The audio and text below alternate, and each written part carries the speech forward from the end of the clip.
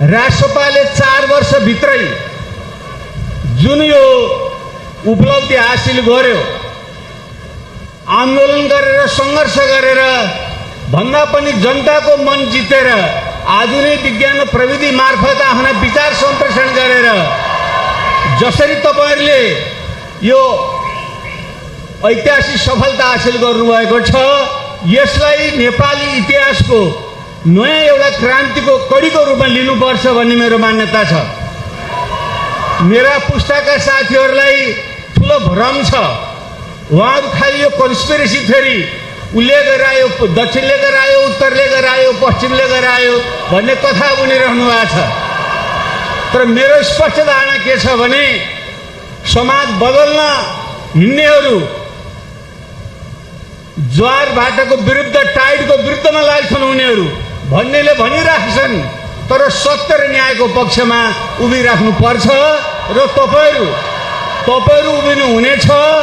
र यो म आफैले गत 10-11 वर्षदेखि जो नयाँ शक्ति अभियान भन्दै वैकल्पिक राजनीतिको पैरवी गरेँ, अहिले म यो राष्ट्रपालाई त्यही अभियानकै सबभन्दा महत्त्वपूर्ण उपलब्धिको रूपमा ग्रहण गरेको छु। त्यसो भन्दा कतिपय साथीहरू हाम्रो समाज असाध्यै न्यून चेतना स्तरको छ। स्वार्थ के पाउन लाग्यो, के ललिपप देखाइदियो। म सारा जीवन मर्न हिँडेको मान्छे के ललिपप खाने भन्नुहोस् त। सबै थोक प्राप्त गरेको मान्छे, तपाईहरुको स्वभावले प्रधानमन्त्री भइसकेको मान्छे, अनि मैले के ललिपप खाने यो उमेरमा। म त ललिपप होइन, तपाईहरु साँच्चै सबैलाई सुशासन र समृद्धिको यस्तो एउटा फल सबै नेपालीलाई, तपाईहरुलाई, तपाई पुस्तालाई प्राप्त होस्, त्यसको निम्ति मेरो पुस्ताले, मभन्दा अगाडिको बिपी पुष्पलालहरुको पुस्ताले र त्योभन्दा अगाडि देश बनाउन पृथ्वीनारायण शाहको पुस्ताले जुन योगदान गर्यो, त्यसैको पछिल्लो कडी वैकल्पिक र नयाँ राजनीति हो र त्यसको अगुवा शक्तिको रूपमा राष्ट्रपा जुन आएको छ, यो सो निम्ति म उहाँहरूलाई बधाई दिन चाहन्छु।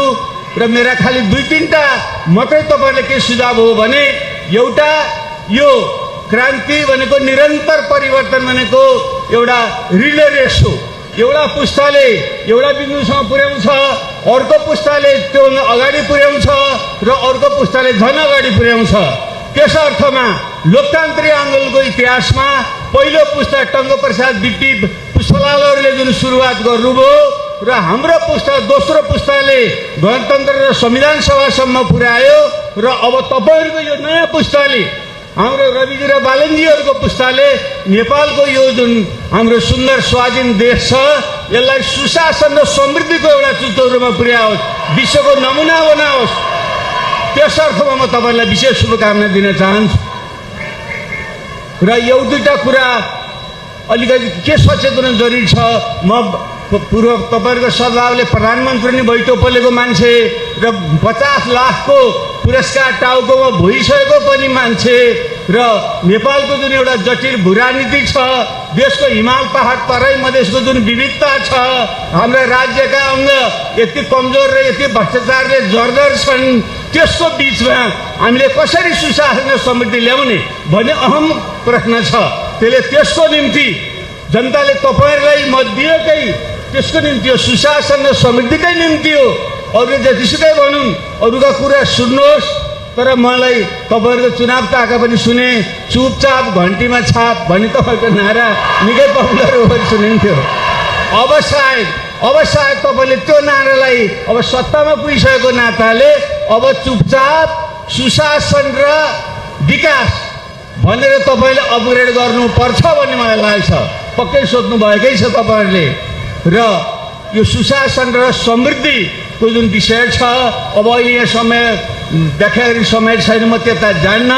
पक्कै पनि तपाईले त्यसलाई सोचेर नेपाली जनता 50 लाख युवाहरू जो अहिले विदेश जान बाध्य छन्, एउटा तपाईहरुलाई यो चुपचाप घन्टीमा छाप भनेर मेसेज पठाउनेहरू पनि नेपालका 110-170 देशमा छरिएका युवाहरू, तिनीहरूको नै सबभन्दा ठुलो योगदान छ। त्यसैले त्यो अहिमतलाई ध्यान दिएर तपाईहरुले सुशासन र समृद्धिमा केन्द्रित भएर काम गर्नुहोस् र तपाईहरुले सफलता मिल्नेछ। र म अन्त्यमा केही मेरा निजी सुझाव के हो भने यो महाधिवेशन भनेको विचार नीति कार्यक्रमलाई प्रष्टता दिने 5 वर्षसम्मको निम्ति तय गर्ने र नेतृत्व चयन गर्ने पनि स्थान हो।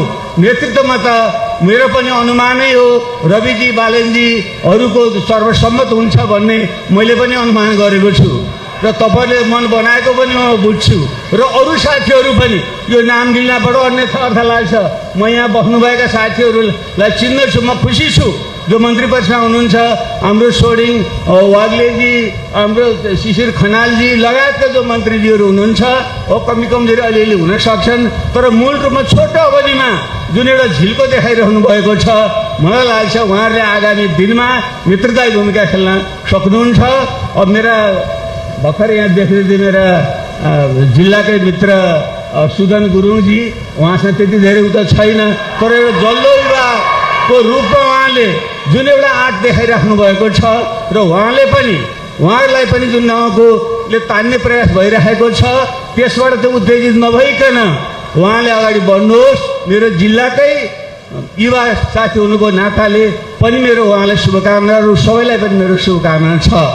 र मेरो खाली एउटा मात्रै अनुरोधजन्य आधार के हो भने खास गरी रविनजी र बालनजीहरूलाई नेतृत्व भनेको असाध्यै महत्त्वपूर्ण हुन्छ। यस्तो नयाँ शक्ति जुन उदय भएको छ त्यति बेला वैचारिक रूपले पश्चाताप त चाहिन्छ नै, मुख्य कुरो त त्यही हो।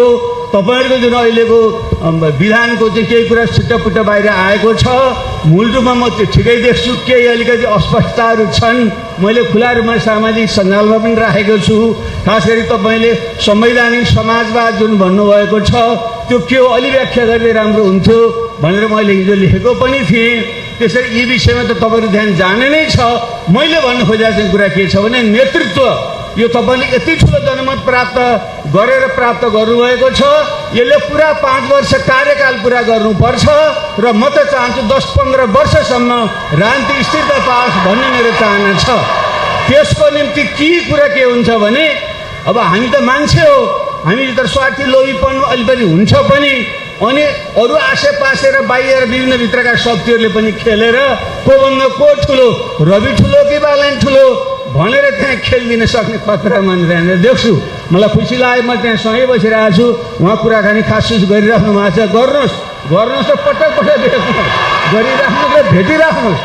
तपाईँहरूको एकतामा नै यसको चाहिँ रास पाएको तत्कालको 5 वर्षको निम्ति भविष्य सुनिश्चित छ। 5 वर्षसम्म एक भएर तपाईँहरू काम गर्नुहोस् र अगाडि बढ्नुहोस्। यो तपाईँलाई शुभकामना।